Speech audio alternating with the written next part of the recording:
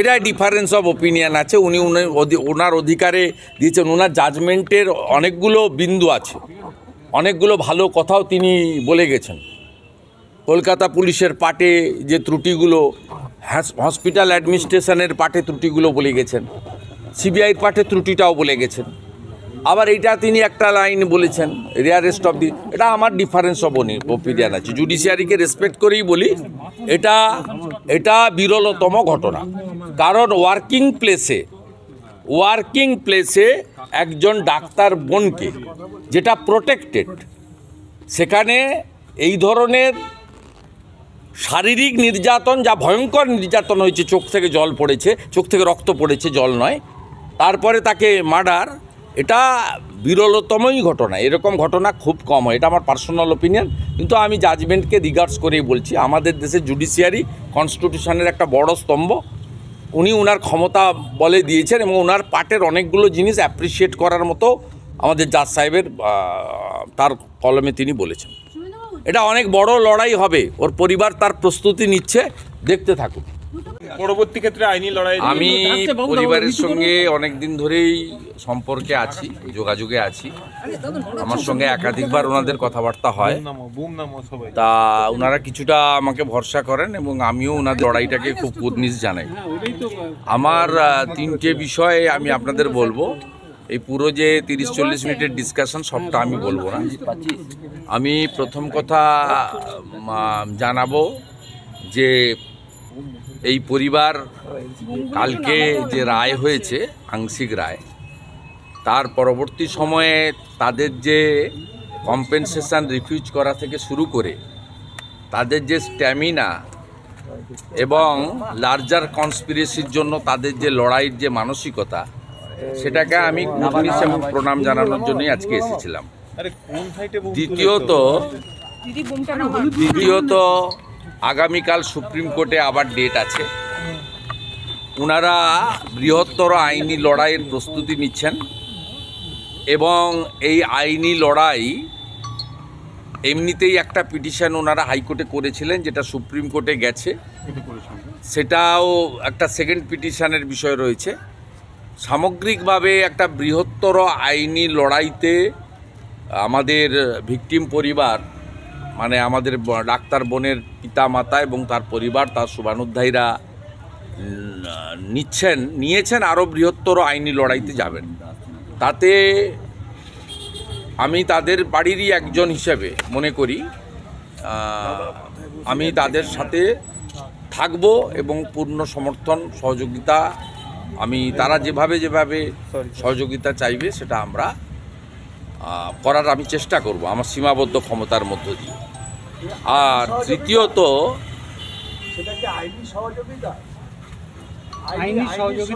না, ওনারা আইনের বৃহত্তর লড়াইতে নামছেন, তার অনেকেই সাথী, তার মধ্যে আমিও একজন সাথী। অনেকেই ডাক্তার অর্গানাইজেশান, ওনার লয়ার্স, ওনাদের রিলেটিভ, অনেকেই ওনার সঙ্গে আছেন, রাজনীতির ঊর্ধ্বে আছেন, মানে ব্লাড রিলেশনের ঊর্ধ্বে আছেন। সেক্ষেত্রে আমিও ওয়ান অফ দেম। এই ভূমিকা নিয়ে ওনারা প্রকাশ্যেই গতকাল থেকে বারবার প্রকাশ করেছেন এবং বলা হচ্ছে, আমি ওনাদের পরিবারের, মানে ওনাদের সমস্ত বক্তব্যকে সমর্থন করি। সিবিআই নিয়ে কি আমি বলি, বিষয়টা নিয়ে ওনার পিতা মাতা যে লড়াইটা দিচ্ছেন, এবং তিনি শুধু সিবিআইয়ের পার্ট নয়, সামগ্রিকভাবে এই রাজ্যের মুখ্যমন্ত্রী, পুলিশ মন্ত্রী, স্বাস্থ্যমন্ত্রীর পার্ট, সব মিলিয়ে ওনার প্রত্যেকটা শব্দ বাক্য, যা উনি বলেছেন আগেও, কালকেও, আজকেও, বিভিন্ন চ্যানেলকে, বিভিন্ন জায়গায়, গতকালও বলেছেন, তার আগে চার্জ ফ্রেমের দিন বলেছেন, আমি তার সবগুলোকেই আমি পার্সোনালি সমর্থন করি। কারণ তারা ঘন্টায়, মিনিটে এবং প্রত্যেক দিন প্রত্যেকটা জিনিসকে চুলচেরা বিশ্লেষণ করেছেন এবং মনিটরিং করেছেন। অন্য সাধারণ লোকের মতো আইন বিশারদ বা প্রশাসন বা তদন্তকারী সংস্থার উপর ছেড়ে দেননি। তারা নিজেরা কিন্তু মানে আলপিন থেকে এলিফ্যান্ট প্রত্যেকটা বিষয় অত্যন্ত কেয়ারফুলি অবজার্ভ করেছেন। তাই ডাক্তার বোনের বাবার যে বক্তব্যগুলো খুব খুব মিনিংফুল এবং অত্যন্ত বাস্তব বলে আমি মনে করি। এবং তিনি যে অভিযোগগুলো যার সম্পর্কেই করছেন, রাজ্যের মুখ্যমন্ত্রীর হঠাৎ লাফিয়ে কোর্টে চলে যাওয়া, সেটা নিয়েও উনি যা বলছেন তার যুক্তি রয়েছে। কারণ মুখ্যমন্ত্রী পুলিশকে দিয়ে টাকা পাঠিয়েছিলেন, মুখ্যমন্ত্রী আত্মহত্যা বলে চালাতে চেয়েছিলেন, মুখ্যমন্ত্রী প্রকাশ্য সভায় 10 লাখ তো দেওয়া যেতেই পারে বলেছিলেন, মুখ্যমন্ত্রী নির্মল ঘোষকে পাঠিয়ে সঞ্জীবকে দিয়ে তাড়াহুড়া করে পুড়িয়েছেন, রিপোস্টমর্টম করতে দেননি। মুখ্যমন্ত্রী অতীন ঘোষকে নির্দেশ দিয়ে আরজিকর 14ই আগস্ট রাত্রে ভাঙিয়েছেন। অর্থাৎ সেটাও ঠিক, তদন্তকারী সংস্থা মানে লোয়ার লেভেলে, সিবিআই মানে এখানে তো সিবিআই ডাইরেক্টরের কোনো রোল নেই। এখানে সিবিআইর যে যারা ইনভেস্টিগেটিং এজেন্সি ছিল বা স্পেশাল টিম ছিল, তাদের ক্ষেত্রেও তার যা বক্তব্য তার যুক্তি আছে, সারবত্তা আছে বলে আমি মনে করি। আমি আলাদা এর ডিটেলস বিশ্লেষণে যাব না। বিরোধী দলনেতা হিসাবে আপনি কিভাবে, কারণ রাজ্যের মানুষ আপনার বক্তব্যের দিকে তাকিয়ে রয়েছে। আমি কালকেই বলেছি, সিবিআই এর আমি সিবিআই তো পার্ট। আপনি যদি চার্জশিট এবং জাজমেন্টে দেখবেন, সেখানে রাজ্য সরকারের পুলিশের, কলকাতা পুলিশের পার্টও আছে, সিবিআইয়ের পার্টও আছে। সিবিআই চার্জশিটে 30টা এমন কথা তুলে ধরে দিয়ে গেছে যাকে অ্যাপ্রিসিয়েট করার মতো। আবার সিবিআইয়ের পার্টে যেসব ত্রুটি আছে বলে ডাক্তার বোনের অভিভাবক তুলে ধরছেন, পিতামাতা তুলে ধরছেন, তারও যুক্তি আছে, সারবত্তা আছে।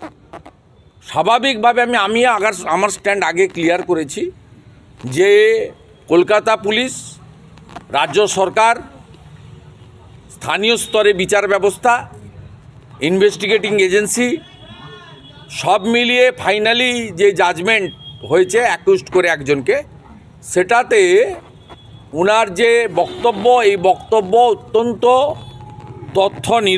তথ্যযুক্ত এবং যুক্তি নির্ভর।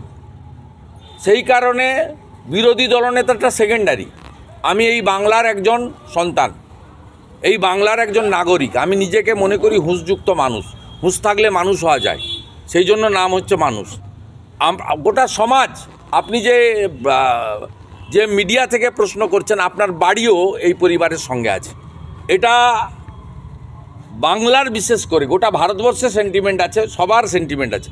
তো বাঙালির সেন্টিমেন্ট গত 5-6 দিন আগে তো ছিলই, 1 মাসে 1.5 মাস 2 মাস ধরে, গত 5-6 দিন চার্জ ফ্রেম হচ্ছে, সাজা ঘোষণা হচ্ছে। 4-5 দিন আপনি দেখবেন সাধারণ মানুষ রাজনৈতিক কচকিচানি নিজের অভাব অভিযোগের মধ্যে ছিল না। তারা ডাক্তার বোনের জাজমেন্ট